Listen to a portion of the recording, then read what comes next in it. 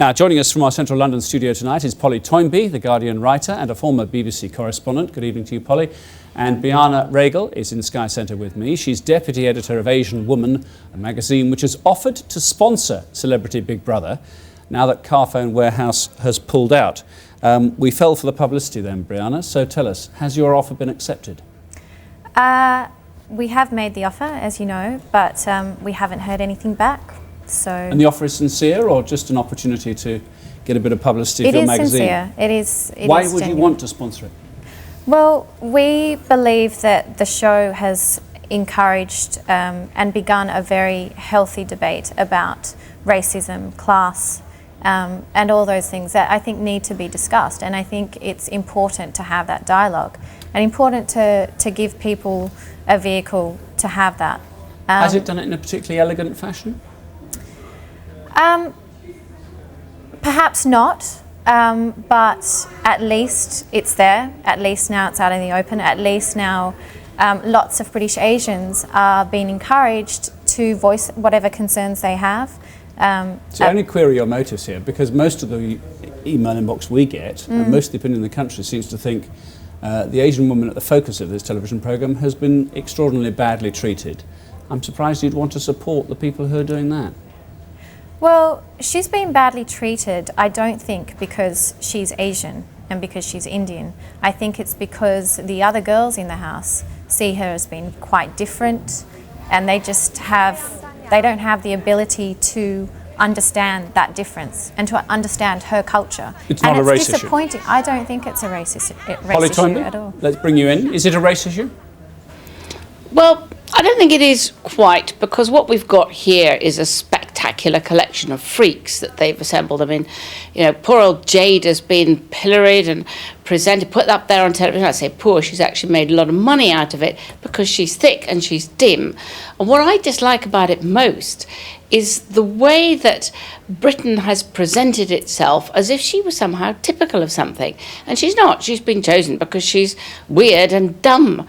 And yet, all across the world, all of a sudden now, these are, you know, what real English working people are really like and what they really think. But of course, these shows deliberately choose freaks. If they chose people off the street randomly, it'd be more interesting, because then you'd say, well, perhaps we are tapping into, you know, a genuine, authentic vision of Britain. But we're not. We're tapping into a whole collection of people that, you know, television researchers have scoured the country looking for oddballs and weirdos and nasty people, and then presenting them as if they were some kind of mirror of Britain today, which is horrific. In which case, is Andy Duncan, the chief executive of Channel 4, being disingenuous when he says this is a worthwhile piece of public service broadcasting? Oh yes, absolute rubbish and nonsense. Of course, everybody's tuning into it now, me too, to have a look to see what all the fuss is about. It's been brilliant for the programme.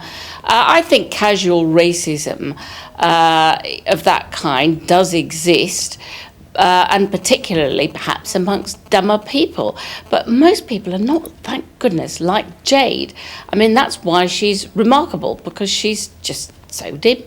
And what worries me much more, in a lot of these programmes, whether it's Wife Swap or other things, what you're seeing increasingly, and in that sense I feel rather sorry for Jade, is you're seeing middle-class television researchers making fun of working-class people and choosing freaks and presenting them as if they were somehow typical of working-class life, or ordinary people, which of course they're not. I think that's very distressing. I think there is a classism at work here, which is pretty horrible. You know, let's look at some chavs and have a laugh at them. Yeah. Where, of course, they're not ordinary people, but they're strange people. And is so doing, if it is that's what's going on, there are a load of quite clever people, you know, in central London and Horseferry Road, are sitting around thinking, how can we take the mickey out of the working class or stupid people this week? Absolutely. Is that immoral, or is that fair game? I think it's, I don't know about immoral, I think it's very distasteful. I think it's very unpleasant. And it keeps happening in lots of programmes, you know, like Wife Swap and other, where you try and get people from one social class into another. But what they're really doing is making most ordinary people, you know, 99% of the population, feel smug about how good and normal and decent we are compared to these terrible people. I mean, that programme, Shameless, is it's kind of presenting that as if that's typical of people who are poor. And in fact, you know, it's an outrageous, dysfunctional, catastrophic family. Sure. And everybody Well, can feel smug about them. But we have this presentation now. We used to have a rather friendly presentation of ordinariness, and now it's become a series of grotesques that people can feel smug about.